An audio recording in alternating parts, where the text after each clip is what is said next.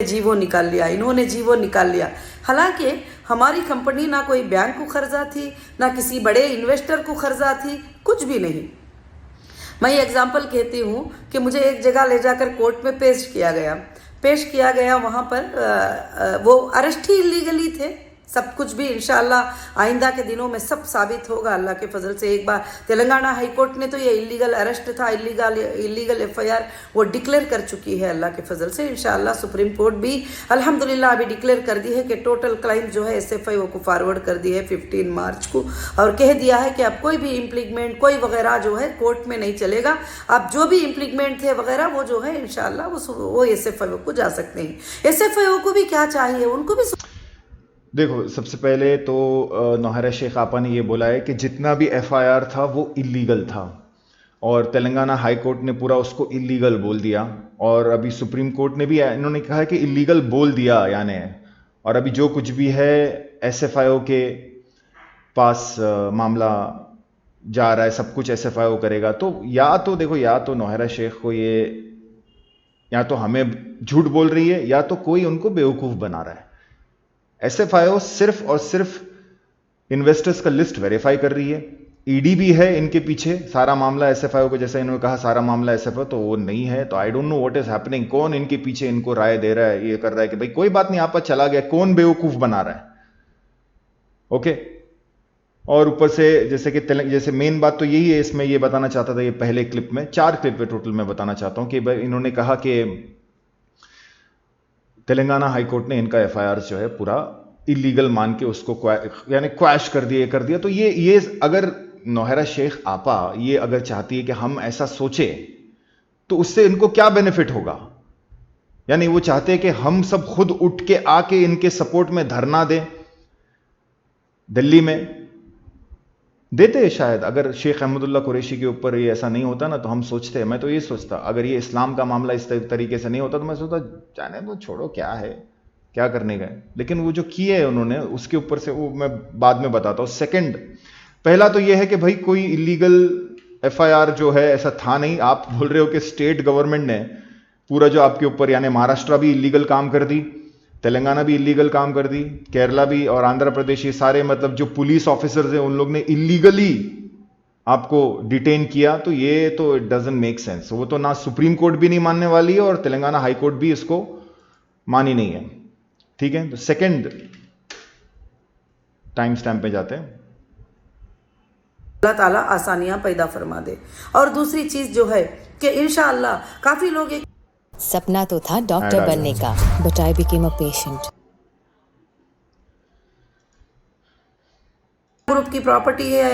चीज जो है कि इंशाअल्लाह काफी लोग ये कहते हैं कि नहीं हीरा ग्रुप की प्रॉपर्टी है, वो ईडी ने अटैच किया था, फलाने ने अटैच किया था। हाँ, वो उन्होंने नोटिस किया था, वो प्रोविजनल अटैचमेंट। कोई आर्डर में ऐसा नहीं है कि हम प्रॉपर्टी सेल नहीं कर सकते, हम प्रॉपर्टी यूज नहीं कर सकते। अल्हम्दुलिल्लाह सुप्रीम कोर्ट ने ऑर्डर दिया है कि बिजनेस को रिस्टार्ट करो। बिजनेस को रिस्टार्ट करने का मतलब जो है, हर लोकेशन पे हमारा बिजनेस जो था वो रिस्टार्ट हो जाएगा, हमारा बाई सेल जो है ऑन हो जाएगा। तो अल्हम्दुलिल्लाह एचडीजी का लॉन्च करना। तो 2 बातें इसमें इस वीडियो क्लिप में है कि इन्होंने कहा कि वो प्रोविजनल अटैचमेंट था, यानी प्रोविजनल मतलब टेम्पररी अटैचमेंट था, और दूसरी बात यानी ये कोई ऐसा ऑर्डर नहीं आया, ये टेम्पररी अटैचमेंट था, और ऐसा कोई ऑर्डर नहीं है जो हमको ये सारे चीज़ों को सेल करने से मना करे।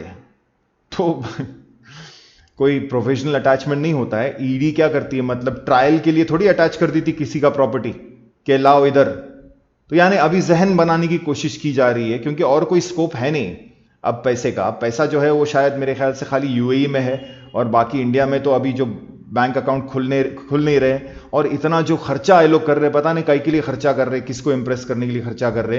ये क्या बोलते हैं, पेड मीडिया को जाके पैसा दे रहे, इसको दे रहे, उसको दे रहे, और अपने ऊपर नाम अच्छा क्रिएट करने की कोशिश कर रहे। इससे होगा क्या, कौन कन्विंस होएगा? हम तो नहीं हो रहे कन्विंस, नहीं हो रहे। तो हम तो फ्री मीडिया है हमारा, हम चलते ही रहते हैं ऐसा कि चलो, हमको थोड़ी कोई आके बोलता है कि भाई ये लो पैसा लो कि तुम करो, हम तो फ्री है। हमको गुस्सा क्यों है, वापस से उसी के पर आता हूं कि आपने शेख अहमदुल्ला कुरैशी उमरी मदनी हाफिजुल्लाह के साथ क्या किया। एक मुसलमान होने की हैसियत से हर आदमी को ये क्वेश्चन आपसे करने का हक है कि आपने हमारे उलमा आलिम के साथ क्यों ऐसा किया। शेख सरफराज फैजी मुंबई वाले, उनके साथ क्यों ऐसा किया। आप नहीं करते तो आपके सपोर्ट में होते, चलो आप समझो चीटर भी होते, जैसे आप बोलते हो मैं नहीं हूं, हम बोलते आप हो, तो होते तो भी हम आपको सपोर्ट करते कि चलो जान दो, हो गया।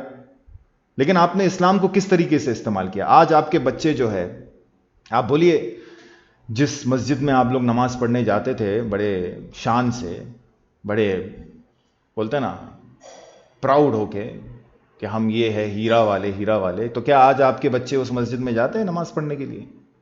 नहीं जाते, डरते हैं कि भाई कौन कब पकड़ लेगा, कि भाई मेरा पैसा। तो ये हालत आपने कर दिया। क्यों? क्योंकि आपने इस्लाम का इस्तेमाल किया इसके ऊपर से। तो खैर पहली बात तो ये है कि जब इन्होंने कहा कि प्रॉपर्टी बेचने का हमको कोई किसी ने रोका नहीं है, तो ये बात एकदम गलत है। अगर आप प्रॉपर्टी बेचोगे, यानी आप जहन बना रहे हो खुद का प्रॉपर्टी बेचने के लिए, लेकिन अगर आप प्रॉपर्टी बेचोगे तो ईडी सब तोड़ ताड़ के जो सामने वाला खरीदेगा ना, उसको भी आपका ही आदमी समझ के उससे प्रॉपर्टी वापस ताबे में ले लेगा। कोई प्रोविजनल अटैचमेंट नहीं है। ओके, वो प्रोविजनल अटैचमेंट हमेशा ईडी प्रोविजनली करती है जनरली, बट वो कभी छूटता नहीं है कि हम अटैच कर लेते ताकि अभी आप बेच नहीं सके। वो अटैचमेंट है। अगर प्रोविजनल अटैचमेंट है तो आप बेच नहीं सके, उसके बीच में आप बोलोगे कि ये प्रोविजनली है तो मैं बेच सकता हूं, नहीं, ये तो आप या तो किसी ने आपको बेवकूफ बनाया, या तो आप लोगों को बेवकूफ बनाने का सोच रहे हो, तो आप वो नहीं कर सकते। लेकिन अगर करने का है तो करके देख लीजिए, मालूम पड़ेगा क्या होएगा। इसको और एक भी पार्ट था, इसका पॉइंट था, वो भी प्ले कर देता हूँ। बिजनेस को रिस्टार्ट करने का मतलब जो है, हर लोकेशन पे हमारा बिजनेस जो था वो रिस्टार्ट हो जाएगा। हाँ, ये ऐसा कोई भी ऑर्डर में आपका हर लोकेशन पे बिजनेस स्टार्ट करने का, बोलते हैं ना सुप्रीम कोर्ट के अंदर का ऑर्डर, किसी भी ऑर्डर में ऐसा नहीं है। सिर्फ ऑफिस लिखा हुआ है। ऑफिस का प्लूरल जो है ना आपा, वो ऑफिसेज होते हैं, यानी बहुत सारे ऑफिसेज, सारे ऑफिसेज या मेनी ऑफिसेज हैं।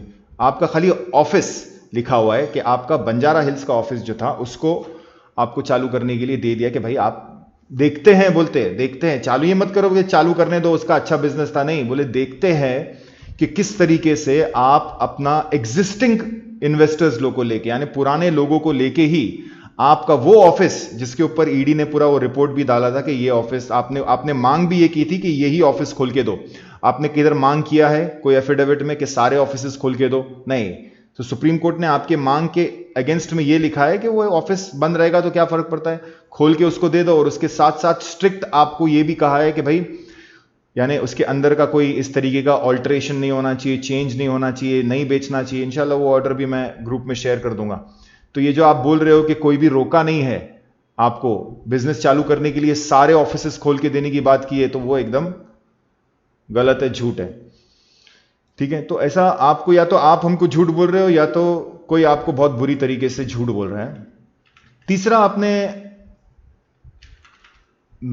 श्री मनीष आवले साहब जो मुंबई ईओडब्ल्यू के इन्वेस्टिगेटिंग ऑफिसर थे हीरा ग्रुप एंड कंपनीज के, यानी आपके केसेस में, आपने उनके ऊपर एक बहुत ही अजीब टाइप का इल्जाम लगाया। आप नाम नहीं लिए, लेकिन आपका जो स्टेटमेंट है पूरा पता चलता है कि आपने ऐसा कहा है कि मनीष आवले साहब जो है वो झूठ बोलते हैं, और कोर्ट में आपके खिलाफ उन्होंने झूठ बोला, और आपके पास कुछ बहुत डॉक्यूमेंट्स है, प्रूफ है, तो आपने मनीष आवले साहब को मतलब एक झूठा आदमी ठहराया। जबकि मनीष आवले साहब तो यानी अभी भी हम इतना रिस्पेक्ट करते हैं कि तायरा आपा अभी भी जाती थी, अभी तो नहीं है वो इस केस में, मेरे ख्याल से आयो चेंज हुआ है, मेरे को इतना पता नहीं है, लेकिन तायरा आपा को कितनी इज्जत से वो बात करते हैं। आपके साथ भी बराबर ही बर्ताव किए हैं, और सबके साथ यानी बराबर बर्ताव किए इस केस में। One of the best officers है, और आप उनके ऊपर इल्जाम लगा रहे हो कि उन्होंने कोर्ट में आपके खिलाफ झूठ बोला। आप सुन लीजिए।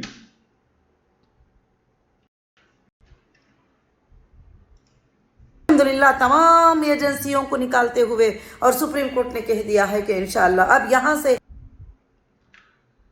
Hey everyone, I am Utkarsh Gupta. Team add आ गया है, लेकिन मनीष आवले साहब के ऊपर से आप ये कह रहे हो कि कोर्ट में अंदर उन्होंने आपके खिलाफ झूठ बोला। तो सुन लेते हैं इसको। होगा SFI वो जो, और सुप्रीम इसको हैंडल करेगी। एक सिविल मैटर होगा, देने लेने का मैटर होगा। वो मैंने कब कहा है कि मैं नहीं दूंगी, मगर जो है मेरे ऊपर गलत FIR करना, मेरे ऊपर गलत तरीके से दबाव डालना। मैं एग्जांपल बताऊं कि नाम नहीं बताना चाहती, वो जो वो सुन रहे हैं वो इंशाल्लाह समझ जाएंगे कि मुझे यहाँ से अरेस्ट करके जो है मुंबई में लेकर गए।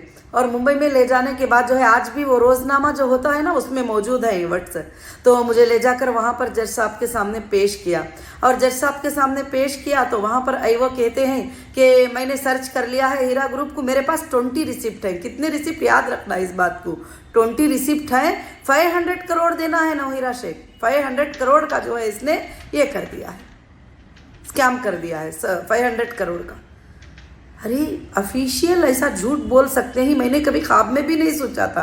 बचपन से मेरा एक ही ख्याल था कि ऑफिशियल कभी भी झूठ नहीं बोल सकते, वो पूरा एविडेंस पे काम करेंगे, देश के लिए काम करेंगे, इंसाफ के लिए काम करेंगे, ना इंसाफ के लिए काम नहीं करेंगे। तो जब तुम एक औरत को ले जाकर जिसने 2 रुपये भी किसी को धोखा नहीं दिया है, चीट नहीं किया है, ये चीटिंग हो ही नहीं सकती कि तुमने अग्रीमेंट पे साइन किया है, प्रॉफिट और लॉस के ऊपर साइन किया है। और अगर 20 रिसिप्ट में 500 करोड़ हैं तो आज भी रोजनामा पढ़ सकते हैं आप। मुझे जिस दिन अरेस्ट करके लेकर गए थे, जो हाई कोर्ट का ऑर्डर मिलने के बाद वहाँ पर बेल मिलने के बाद नामपल्ली कोर्ट में, तो उसमें आप देख सकते हैं कि 500 करोड़ 20 रिसीट्स में, तो फिर एक बंदे के तो 20 करोड़ होना ज़रूरी है। उसमें है कोई 20 करोड़ वाला बंदा हमारी कंपनी में? है कोई 1 करोड़ वाला बंदा हमारी कंपनी में? है कोई इतना बड़ा बंदा? तो फिर इतनी झूठी बातें बोलकर 14 डेज कस्टडी पीसी, क्योंकि जाहिर से बात है जजेस को भी क्या समझ में आएगा उस वक्त में, तो उनको तो जो है 500 करोड़ ही सामने आएंगे ना। फिर उसके बाद वो 500 करोड़ की रिसिप्ट हाईकोर्ट मांगती तक गए हाईकोर्ट में, तो कोई प्रेजेंट नहीं हुआ, और वहाँ था सिर्फ 3 लाख का FIR। तो देखिए, इन्होंने मनीष आंवले साहब को ऊपर, क्योंकि हम जानते हैं कि कौन है आयो उस वक्त का, तो उन्होंने कहा उस वक्त का मुंबई का आयो, इनके केस में एक ही आयो थे मुंबई का, मनीष आंवले साहब। एक ही डिपॉजिटर्स एक्ट के तहत FIR हुआ था मुंबई के रीजन में। तो ये कह रहे हैं कि मनीष आंवले साहब ने वहाँ पे कोर्ट में 20 रिसिप्ट बताए कि मेरे पास 20 रिसिप्ट यानी 20 इन्वेस्टमेंट का प्रूफ है, और 500 करोड़ का बोले कि 500 करोड़ रुपए इसने ली। तो नौहरा शेख आपा जो है वो क्या कहती है कि ये 20 रिसिप्ट में 500 करोड़ बताया है मनीष आंवले साहब ने। तो उसके बाद यानी झूठ बोला उन्होंने, यानी मैं कैसे सोच भी नहीं सकती थी, बोलते हैं कि मनीष आंवले साहब यानी पुलिस वाले जो होते हैं वो झूठ बोलते हैं। ओके, और उसके बाद फिर जज साहब जो है, यानी जो एक डिस्ट्रिक्ट कोर्ट का जज, जिनका दिमाग मेरे और आपसे यानी 10 गुना ऊपर समझ रखता है चीजों का, बोलते हैं उनको क्या समझ में आएगा। उनको तो यही दिखा कि 500 करोड़ मनीष आंवले साहब ने बोल दिया, तो जज साहब को यह दिखा कि अरे 500 करोड़ का। तो मतलब इस तरीके से नौहरा शेख आपा ये कहती है कि मैं तो बेगुनाह थी और मेरे को फंसा दिया गया, और लास्ट में रिजल्ट क्या आया पूरा उसका, कि एक ही कंप्लेंट था वहां पे, एक पर्चे के ऊपर मेरे को पूरा ये जो है 14 दिन का रिमांड और ये दे दिया, और ये सब जो है वहां पे झूठ बोला गया, और मैं वहां पे मासूम थी, जज को भी समझ में नहीं आया, ऐसा ये कह रहे हैं। और ऊपर से मनीष आंवले साहब ने पूरा वहां पे झूठ बोल के मेरे को फंसा दिया। अब ये बोल रहे कि मैं नाम नहीं ले रही हूं, लेकिन मैं आपको बता, तो ये इनका क्लेम है। अब कोर्ट के अंदर, डिस्ट्रिक्ट कोर्ट के अंदर एक अंडरस्टैंडिंग वाली बात है, वो पूछेगा कि क्या हुआ, क्यों लाया इस आरोपी को। तो जो इन्वेस्टिगेटिंग ऑफिसर को कटघरे में जाके खड़ा रह के बोलना पड़ता है कोर्ट के अंदर कि भाई क्या हुआ। जज साहब पूछते क्यों लाया इस आरोपी को, क्या क्राइम है, तो बोलेंगे ये इकोनॉमिक क्राइम है, इन्होंने इतने सारे लोग से डिपॉजिट्स लिया हुआ है, और ये बहुत हाई स्केल का क्राइम है। तो बोले तुम क्या क्या सबमिट कर रहे हो, तो क्या सबमिशन में, बोले 20 रिसिप्ट अभी सबमिट कर रहे हैं मिलॉर्ड, लेकिन ये crime it is suppose to go more than, Mumbai में हमारे पास और भी है सबमिशंस, लेकिन ये crime can go more than 500 crore, 500 crore के ऊपर का क्राइम ये है। उस वक्त का एक अंदाजा वाला फिगर आप बता सकते हो सुप्रीम कोर्ट के अंदर। और सबमिशन क्या था आपका, 20 रिसिप्ट, क्योंकि 20 रिसिप्ट को आप प्रिपेयर करके रख दिए, लेकिन जब मनीष आंवले साहब के पास दूसरे लोग जाते थे कंप्लेन दर्ज करने के लिए, तो वो सब भी वो एक्सेप्ट करते थे, और एक अलग सेक्शन रहता है कि उसको बाद में ऐड करेंगे। वो 20 होते होते आज कितना हो गया, 450 के ऊपर लोगों का कंप्लेन जो है मनीष आंवले साहब ने मुंबई EOW के अंदर लिया है लोगों का। तायरा आपा की जुबानी सुनो, जब भी तायरा आपा वहां पे जाती है तो मनीष आंवले साहब ये कहते हैं कि भाई आप टेंशन मत लो आपा, ये मत लो। आपको मालूम है तायरा आपा कितने परेशान होकर जाते थे, लेकिन मनीष आंवले साहब एकदम सही तरीके से उनको समझाते थे। तो आज ये मनीष आंवले साहब के ऊपर इल्जाम लगा रहे हैं कि भाई आप झूठ बोले कोर्ट के अंदर, तो ये या तो नौहरा शेख हमको बेवकूफ बना रही है, या तो कोई तो नौहरा शेख को बेवकूफ बना रहा है, और नौहरा शेख को इतना समझ नहीं है इनको कि भाई ये क्या हो रहा है उसके साथ। आगे मैं बताता हूं एग्जैक्टली क्या हो रहा है, लेकिन ये लास्ट क्लिप जो है अभी, जो बदला लूंगी करके जिन्होंने मेरे को ये करवाया, ये सब उनसे बदला लूंगी, उनका ये स्टेटमेंट है, तो ये एक लास्ट सुन लेते हैं।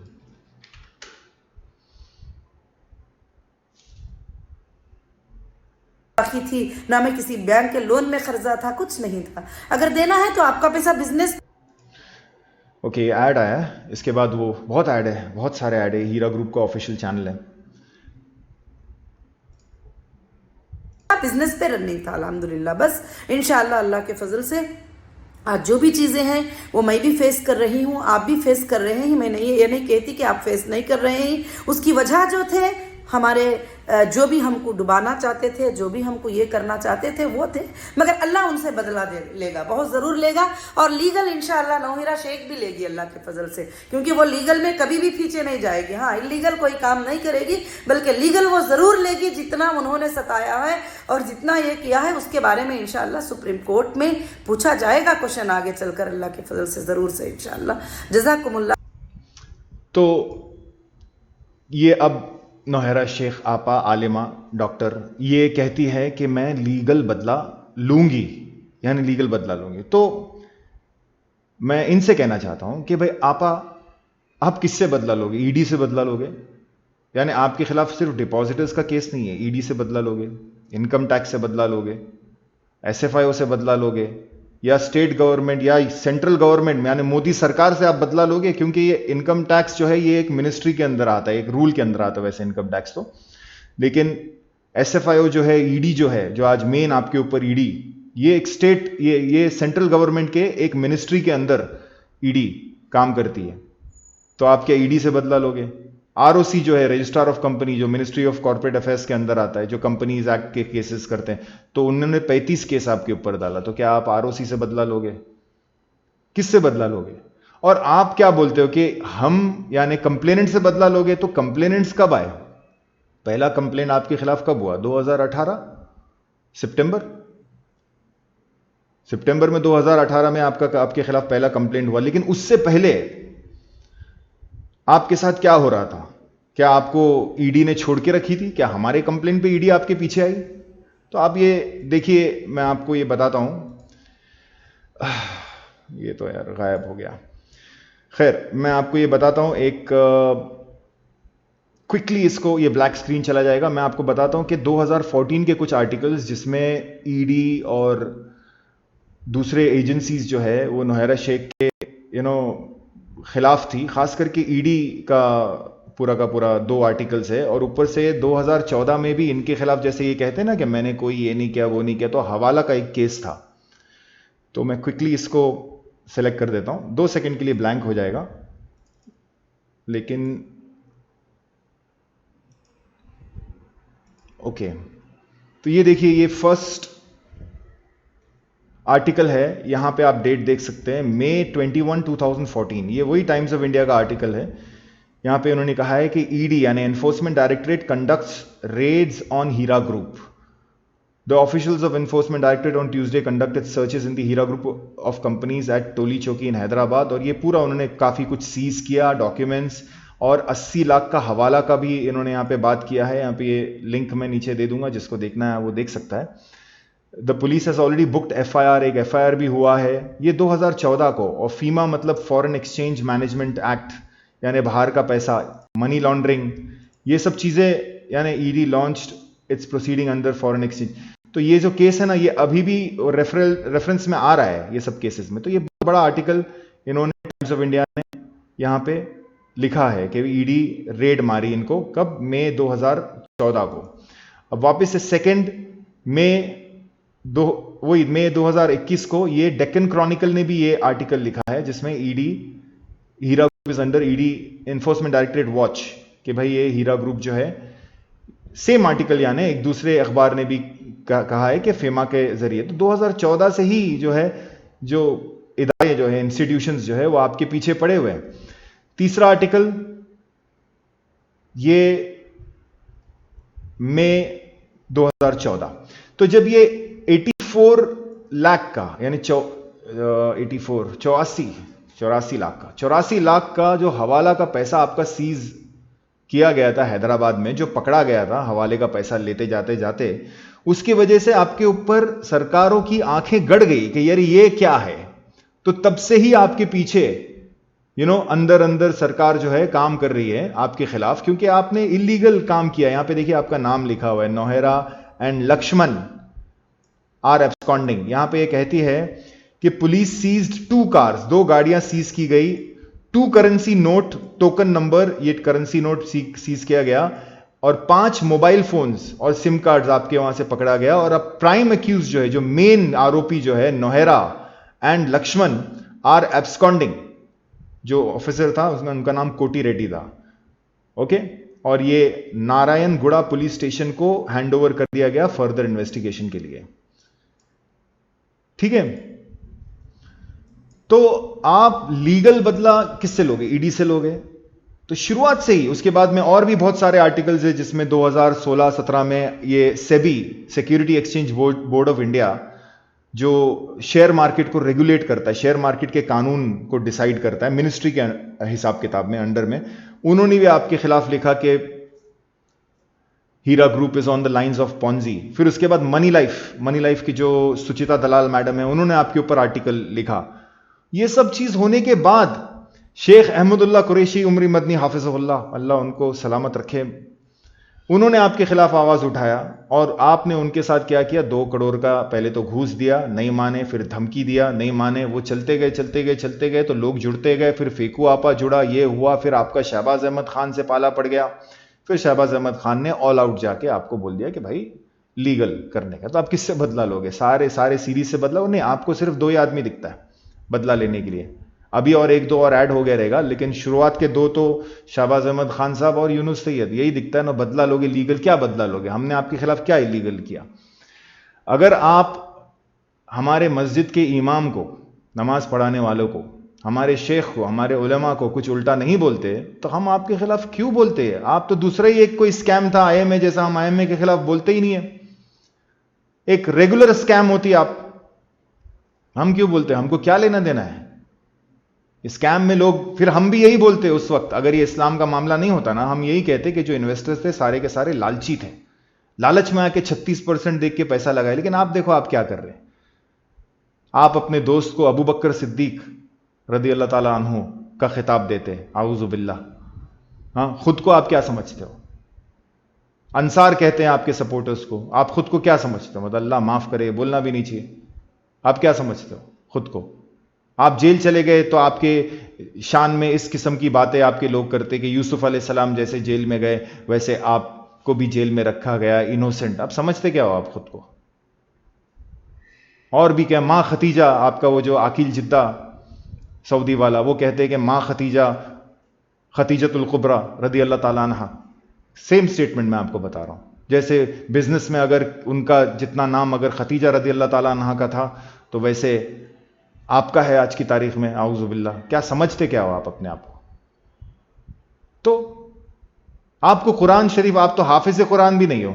हाफिज कुरान वालों का पैसा ले लिया, हाफिज वालों का सबका। आप तो आलिमा भी नहीं हो, आलिमों का पैसा ले लिया आपने सबका।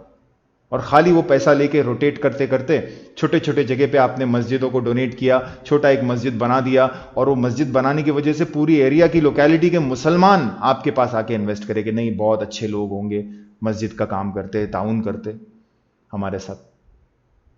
तो एक से पैसा लिया और उसको मस्जिद, मतलब इस्लाम को आपने टूल बोलते ना, चमचा बना के इस्तेमाल कर दिया, अल्लाह माफ करे। तो फिर हमारे जैसे लोग आएंगे नहीं आपके खिलाफ, तो आप हमारे साथ लीगल बदला लोगे। लो, आपको क्या लीगल बदला लेने का, आप लो, हम भी लीगल ही चल रहे शुरू से। तो बस इतना ही है। इन समरी, जिन्होंने शुरुआत का नहीं देखा होगा उनको यह बताना चाहता हूं कि इनकम टैक्स फिलहाल अभी बहुत ही जोरदार तरीके से नौहेरा शेख आपा, आलिमा, डॉक्टर के खिलाफ काम कर रही है। और वो उनका अगर जो केस है, उस केस में अरेस्ट भी पॉसिबल है। अरेस्ट पॉसिबल है। अगर वो अरेस्ट हो गई तो अलग एक केस चलेगा, और फिर उसके अरेस्ट के बाद यानी हो सकता है इनकम टैक्स या यूनियन ऑफ इंडिया भी सुप्रीम कोर्ट में पहुंच जाए और ये बोले कि नहीं ये केस बहुत जरूरी है, इनकम टैक्स। वो कानूनी लड़ाई होगी, नौहरा शेख अंदर हो जाएगा, बाकी वो कानूनी लड़ाई होगी और डिले होगा हमारे पास, हमारे ऊपर से ही, ठीक है। और डिले होगा, ये होगा तो लोग क्या कहेंगे, अरे भाई जो लोग फॉलो कर रहे हैं उनको कहेंगे भाई यार भाई यूनुस क्या है यार, ये सब क्या हो रहा है, ऐसा तो नहीं होना चाहिए था, ओके। और सब दूसरे एंगल अब नौहरा शेख के वीडियो से देख के बाकी जो सपोर्टर्स लोग क्या बोलेंगे कि नहीं देखो आपा तो दे ही रही थी, 30,000 भी मिल रहा था तो दे ही तो रही थी ना, तो ये सब चीजों का इल्जाम इधर उधर हो जाएगा और वापस से वो जो है झगड़ा इधर, यानी आपा अमानतदार थी या आपा अमानतदार नहीं थी, उस झगड़े को वापस से चालू करने के लिए फसाद करो। यानी ये चाहती है कि फसाद हो नीचे कुछ ना कुछ, इनका ये इंटेंशन ये है। आज अगर मैं जेल चले जाऊं तो मेरे लिए जेल के बाहर 1000 लोग खड़े हो और मांग करे तो वो पब्लिक प्रेशर से सुप्रीम कोर्ट मेरे को छोड़ दे, तैयारी करो उसकी, क्योंकि जो हरकतें हो रही है उसमें से तो ऐसे ही लग रहा है कि भाई जेल जाना बहुत नजदीक है। सजेशन, एक राय दे देता हूं आपको, आपा आलिमा नौहरा शेख साहिबा, अगर आप चाहते हैं कि सारे चीजों को एक्सक्लूड, यानी कोई आपके ऊपर ऐसा नजर भी ना डाले कम से कम 1.5-2 साल तक, तो आपके पास एक ही ऑप्शन है, श्री SV राजू के साथ कंप्लीट कोऑपरेशन करो। कंप्लीट कोऑपरेशन का मतलब यह नहीं कि कुछ अलग अलग, लीगल कंप्लीट कोऑपरेशन करो। जाओ और बोलो कि प्रॉपर्टी बेचने का प्रोसीजर में मैं कंप्लीटली ये करना चाहती हूं, आपको मदद करना चाहती हूं, किधर क्या करना है बताओ, ये प्रॉपर्टी है वो, ये सब फसाद ऐड मत करो, ये प्रॉपर्टी बेच दो, चलो इसमें इतना बनता है, SFIO को लिस्ट के बारे में श्री SV राजू के साथ कोऑपरेट करो। श्री SV राजू के साथ आप कोऑपरेट नहीं करोगे तो आज इनकम टैक्स है, कल को NIA भी हो सकता है, बिकॉज वो गवर्नमेंट ऑफ इंडिया के वकील है, आप उनको हरास कर रहे हो उनके साथ कोऑपरेट नहीं करके, तो आपको इस किस्म से अलग अलग तरीके से फिर तकलीफ होगी ना। तो ये तकलीफ तो परमानेंट है, 3,400 करोड़ आपसे मांग रही है इनकम टैक्स, ये केस भी खत्म हो जाएगा तो भी इनकम टैक्स आपको मांगते ही रहेगी। और मांगने का मतलब ये है कि अगर आप नहीं दे पाए तो आप जेल जाते। लेकिन टेम्पररी सोल्यूशन यही है आपके लिए कि फुल कोऑपरेशन शो करो, ताकि बाकी सब चीजों को अंडरस्टैंडिंग में एक हॉल्ट दिया जाए हमारे लिए, इन्वेस्टर्स लोग के लिए, और सरकार ये करे कि हम इन्वेस्टर्स लोग के लिए पैसा दिलवा देने के लिए बाकी सब चीजों को हॉल्ट कर दिया जाए। आपके कोऑपरेशन नहीं करने की वजह से आप भी जेल जाओगे, इन्वेस्टर भी लटका रहेगा और ये चलता रहेगा ये जलसा, ठीक है। लेकिन फिर आप तब ये नहीं बोलना कि मैं दे रही थी, आप नहीं दे रहे किसी को, मैं दे रही थी बोल रहे, लेकिन ये ऐसा ऐसा सरकार ने ये कर दिया और ये सरकार को ये लोग ने लेटर वेटर लिखा इसीलिए ये लोग ये कर रहे हैं, तो ऐसा कुछ भी नहीं है। हम लेटर लिखे बहुत, लेकिन आपकी ही गलती रहेगी आपके जेल जाने में, समझे। और आप किसी को नहीं दे रहे हो, ये 8,000 जो अभी आपने जो कुछ 100-150 लोग को 30-30, 20-20 हज़ार रुपए दिया है ना, वो आपके एफिडेविट के ऊपर ताकत शो करने के लिए आपका, कि आपने दिया है बैंक स्टेटमेंट कि मैंने इतने लोग को दिया है, तो सिर्फ उस चीज के लिए आपने लोगों को पैसा दिया, नहीं तो आपको किसी को भी 1 रुपया देने की आपकी नीयत नहीं है। अस्सलाम वालेकुम वरहमतुल्लाहि वबरकातुहू।